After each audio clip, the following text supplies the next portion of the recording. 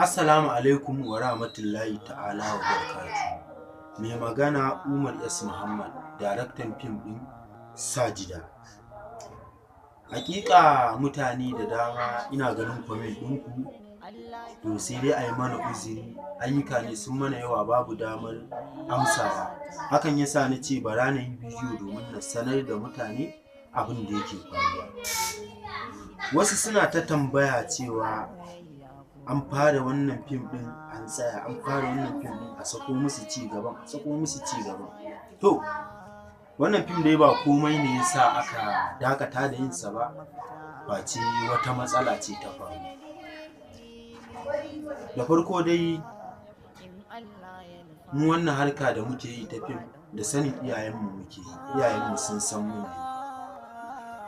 To ita kuma wannan yarinya da kuka ga na kafe hotonta wacce ta fito da sunan Sajida, ta fara wannan harkar fim ne ba tare da sanin iyayenta ba, domin kuma dama tun a baya mun san cewa wannan ba ƙaramin haɗari ba ne ba mace ta fara fim ba da sanin iyayenta ba.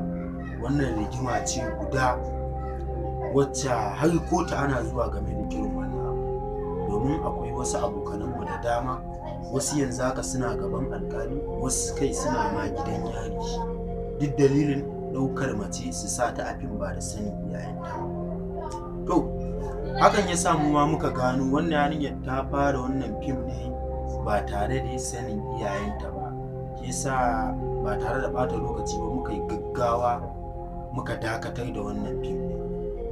Shi yasa kuka ji shiru ba ma ɗora muku shi, amma na san mutane za ku yi mamaki na ɗora hotonta na yi cancel ɗinsa, ku zaci uwa rigima aka yi, so ba haka bane ba rigima ba faɗa. Ko yanzu na kira wayarta za ta amsa, ni ma ko yanzu ta kira ni zan amsa. To kawai dai na yi cancel ɗin ne domin mutane su fahimta. Muna ƙara ba masu kallon mu haƙuri da su yi haƙuri, wannan fim ɗin ba za a ci gaba da ɗora muku shi ba sai bayan sallah za mu sake shi gaba ɗaya. Asarar da muka yi kuma sai dai mu ce Allah ya mayar da alkhairi. Sai kuma masu yin comment, ina ganin comment abin da ya sa ba ma amsawa saboda ayyuka ne sun mana yawa, a yi mana uzuri. Kamar wani gashi nan Sani Abdulkadir yake cewa darakto Allah ya ƙara ɗaukaka, Allah ya ƙara sitira, godiya nake, na ji daɗin wannan addu'a, Allah ya saka da alkai. Sannan ga wata mai suna Aisha Sani take cewa to zagi ne ta yi ba sai na maimaita ba, zagi na ta yi, shi kuma maimaita zagi ne, sai dai kawai ta ma daina ce na gode, Allah ya saka da alkai, na gode. Dama haka rayuwar ta yi, idan ka yi abu, idan ka burge wannan to shi kuma wancan ka bata masa. Dan adam ba a iya masa, ba zai yi a ce ka yi abu ka faranta wa kowa ba, dole yayin da ka faranta wannan shi kuma wannan ka bakanta masa. Amma ina godiya, Allah ya saka da alkai. Sannan dai da Allah masu yin comment din zagin nan na gansu ga su nan dai da yawa, ba sai na babbare su ba. Da Allah a daina zagin nan, da Allah a yi haƙuri. Kafa kumanta idan ka zagi fa iyayen wani, iyayenka ka zaga, ko ba haka bane ba, iyayenka ka zaga. Shi kuma wannan fim ne ba fa gaske bane ba, wasan kwaikwayo ne, bai kamata a dinka zagi ba. Da Allah masu zagin nan, da Allah a yi haƙuri, a daina, a yi haƙuri da Allah. Amma insha Allah muna nan bayan sallah za mu dawo muku da wannan fim mai suna Sajida, za mu sake shi tun daga farko. Hakika wannan fim na Sajida dole ne ya jawo hankalin mutane, har ta kai da wasu suna mana fatan alkai, wasu suna zagin, saboda wannan fim ne da yake ƙayatarwa, fim ne mai faɗakarwa musamman ga masoya, fim ne da yake nuna illar soyayya, fim ne da yake nuna daɗin soyayya, fim ne da yake nuna haɗarin da yake cikin soyayya. Allah ka raba mu da haɗarin cikin soyayya.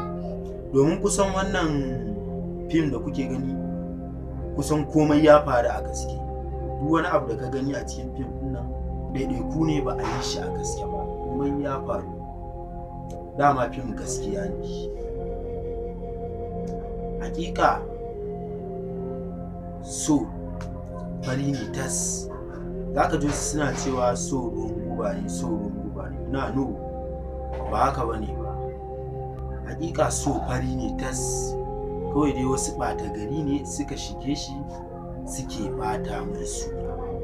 Amma soyayya farin ciki ce, soyayya farin ciki ce, kuma so ruwan zuma ne. So fari ne tas a wanke yake, wasu ne kawai suke ɓata masa suna. Sannan da Allah ina kira ga 'yan uwana mata da maza, musamman da ku mata. Abu kaɗan saurayi zai yi miki, kuna tare da shi kuna soyayya cikin farin ciki, kwatsam idan ya miki laifi sai ki yanke hukunci cewa kin rabu da shi. No, soyayya fa ba haka take ba. To wai ita soyayyar sa riga ne ka sa a san da ka so, ka cire a san da ka so, da har za ki yanke hukuncin cewa kin rabu da shi? Wannan ba daidai ba ne. Ka'ida yanda ya kamata, idan saurayinki ya miki laifi bai kamata ki ce kin yanke hukuncin cewa kin rabu da shi ba. Ki ɗauka cewa laifin da ya miki daban, soyayyar ku daban. Kan wannan laifin ya shafi soyayyar ku har ta kai da cewa kin rabu da shi. Gaskiya wannan ba daidai ba ne ba. Masu zage-zage a comment kuma dan Allah dan Annabi ina mai ƙara ba ku haƙuri, dan Allah a yi haƙuri, a daina zagin nan, a daina dan Allah, a daina. Ba na jin daɗin wannan zagin. Su kuma masu yin fatan alkhairi ina godiya, kai har masu zagin su ma ina muku godiya mara iyaka. Sannan dai ina ƙara jan hankalinku, Allah idan an samu masoya tsakanin masoya guda biyu, mace da namiji, idan an samu saɓani, da Allah a dinka sasantawa, a yi haƙuri, mu dinka kai zuciya nesa. Domin kusan wannan fim da kuke gani wallahi kusan komai ya faru a gaske. Hakan ya ja hankali na ce bari na faɗakar da waɗanda ba su sani ba. Da Allah idan an samu su a dinka sasantawa, da juna. Rabuwar ce babu kyau babu daɗi, rabuwar masoya ba kyau babu daɗi. Sannan zargi shi ma yana janyo rabuwa a soyayya. Zargi ba, daina dora zargi akan wayanda muke soyayya da su, wannan yana kawo tangarɗar soyayya. Har kullum dai ni ne naku Darakto Umar S. Muhammad. Ku ci gaba da bibiyan mu a cikin wannan channel tamu mai suna Umar S Movies. Ku danna subscribing, sannan ku danna alamar ƙararrawar sanarwa, yadda daga zaran mun ɗora shiri za ku rinka samun sa cikin sauƙi. A sha kallo lafiya. Zance da ya faskara ya kauce, in wanda ya kuɓuta ya dace, mai so ba zai ƙi masoyi ba.